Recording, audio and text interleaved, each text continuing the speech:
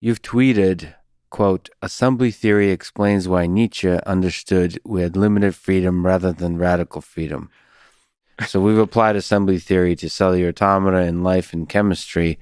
What does Nietzsche have to do with assembly theory? Oh, that gets me into free will and everything.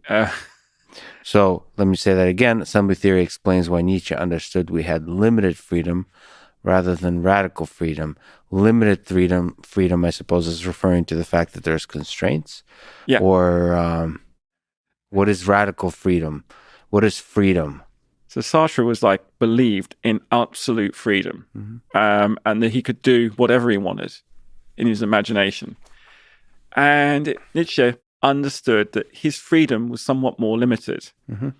And it kind of takes me back to this computer game that I played when I was 10. So I think it's called Dragon's Lair. Okay. Do you know Dragon's Lair? I think I know Dragon's Lair, yeah. Dragon's Lair, I knew I was being conned, right? Dragon's Lair, when you play the game, you're lucky that you grew up in a basically procedurally generated world. That was RPG a little bit. No, it's like is it turn-based play? Was it? It was a role-playing game, but really good graphics, and one of the first laser discs. And when you actually flicked the stick, you took, it was like a graphical adventure game with animation. Yeah. And when I played this game, I really, you could get through the game in 12 minutes if you knew what you were doing, not making mistakes. You just play the disc, play this, play a disc. So it was just about timing. And actually, it was a complete fraud because all the animation has been pre-recorded on the disc. Yeah. It's like the Black Mirror, the first interactive, where they had all the, several million permutations of the movie that you could select on Netflix. I've forgotten the name of it. So this was exactly that in the Laserdisc. So you basically go left, go right, fight the ogre, slay the dragon, and when you flick the joystick at the right time, it just goes to the next animation to play. Yeah. It's not really generating it. Yeah. And I played that game and I knew I was being had. So, okay, I see. So to you, Dragon Lair is the first time you realized that free will is an illusion. Yeah. And why does assembly theory give you hints about free will, whether it's an illusion or not? Yeah, so not tightly. If I do think I have some will, and I think I am an agent, and I think I can interact, and I can play around with the model I have of the world and the cost functions, right? And I can hack my own cost functions, which means I have a little bit of free will.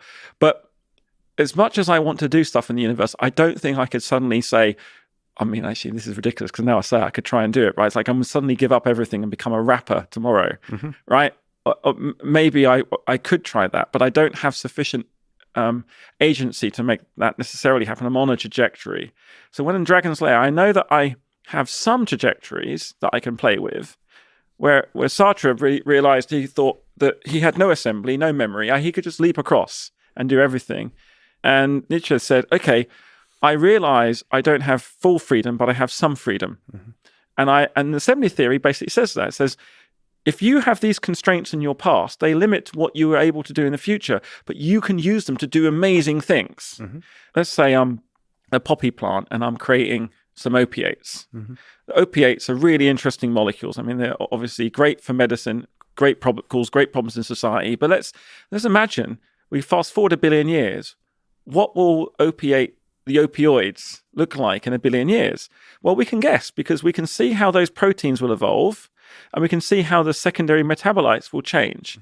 But they can't go radical. They can't suddenly become, I don't know, like a molecule that you'd find in an OLED in a display. They will be limited by the causal chain that produced them. Right. And that's what I'm getting at, saying we are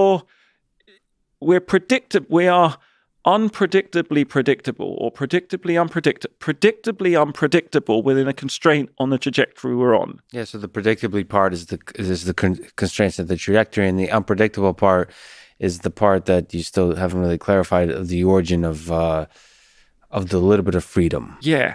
So you're just arguing, you're basically saying that the radical freedom is impossible. You're really operating in a world of constraints that are constrained by the memory of the trajectory of the chemistry that led to who you are. Okay.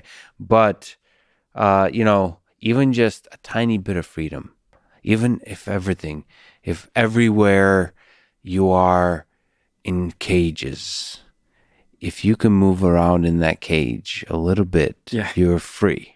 I agree. And so the question is, in assembly theory, if we're thinking about free will, where does the little bit of freedom come from? What is the I that can decide to be a rapper? Why, what is that? That's a cute little trick we've convinced each other of so we can do fun tricks at parties, or is there something fundamental that allows us to feel free, to be free? I think that that's the question that I want to answer. I know you want to answer it, and I think it's so profound. Let me have a go at it. I would say that I don't take the stance of Sam Harris, because I think Sam Harris, when he said the way he says it, is almost, it's really interesting. I'd love to talk to him about it. Sam Harris almost thinks himself out of existence, right? Because I don't, because do you know what I mean? Yeah, well, I mean, he has different views on consciousness versus free will. I think he saves himself with consciousness. He thinks himself out of existence with free will. Yeah, exactly. So that, I mean, then there's no point, right? So he's a leaf floating on a river. Yeah, I think that he's. I don't know. I'd love to ask him whether he really believes that, and then we could play some games. Oh yeah. No. I then would say I'll get him to play a game of cards with me, and I'll work out the conditions on which he says no, and then I'll get him in the conditions he says yes, and then I'll trap him in his logical inconsistency with that argument. Because at some point, when he loses enough money, or the prospect of losing enough money, there's a way of basically mapping out a series of. So what will is about? Let's not call it free will. What will is about is to have a series of decisions equally weighted in front of you. And those decisions aren't necessarily energy minimization. Those decisions are a function of the model you've made in your mind, you're in your simulation, and the way you've interacted in reality, and also other interactions that you're having with other individuals and happenstance. And I think that there's a little bit of delay in time. So I think what you're able to do is say, well, I'm going to do the counterfactual. I've done all of them, and I'm going to go this way. And you probably don't know why. I think free will is actually a very complex interaction between your unconscious, and your conscious brain. And I think the reason why we're arguing about it is so interesting, in that some people outsource their free will to their unconscious brain, and some people try and overthink the free will in the conscious brain. I would say that Sam Harris has realized his conscious brain doesn't have free will, but his unconscious brain does. That's my guess, right? And that he can't have access to the unconscious brain. Yeah, and that's kind of annoying. And so he's going to, through meditation, come to acceptance with that fact. Yeah, which is maybe okay. But I do think that I have the ability to make decisions, and I like my decisions. In fact, I mean, this is an argument I have with some people that some days I feel I have no free will and it's just an illusion, and this is and it makes me more radical, if you like, that I get to explore more of the state space, and I'm like, I'm going to try and affect the world now. I'm really going to ask the question that maybe I dare not ask, or dare not, or do the thing I dare not do, and that allows me to kind of explore more. It's funny that. If you truly accept that there's no free will, that is a kind of radical freedom. It's funny, but because the little bit of the illusion under that framework that you have, that you can make choices. If choice is just an illusion of psychology, you can do whatever the hell you want. But we don't, do we? And I think, but because you don't truly accept that, you think that there's a choice, which is why you don't just do whatever the hell you want. Like, you feel like there's some responsibility for making the wrong choice, which is why you don't do it.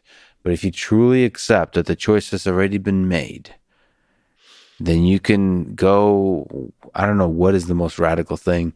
I wonder what am I preventing myself from doing that I would really want to do? Probably like humor stuff. Like I would love to, if I could like save a game, do the thing, and then reload it later, like do undo.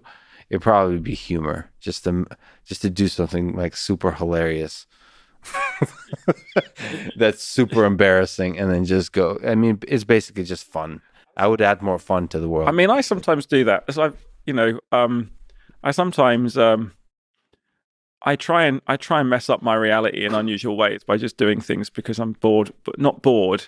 I'm not expressing this very well. I think that this is a really interesting problem that perhaps the hard sciences don't really understand that they are responsible for, because the question about how life emerged and how intelligence emerges and consciousness and free will, they're all ultimately boiling down to some of the same mechanics, I think. My feeling is that they are the same problem again and again and again. Mm-hmm. The transition from a boring world, or a world in which there is no selection. So I wonder if free will has something to do with selection in the models, and also the models you're generating in the brain, and also the amount of memory, working memory, you have available at any one time to generate counterfactuals.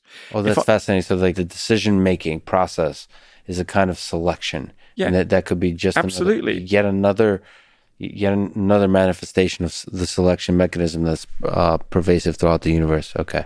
That's fascinating to think about. Yeah. There's not some kind of fundamental, its own thing or something like that. That is just yet another example of selection. Yeah. And in a universe that's intrinsically open, you want to do that because you generate novelty.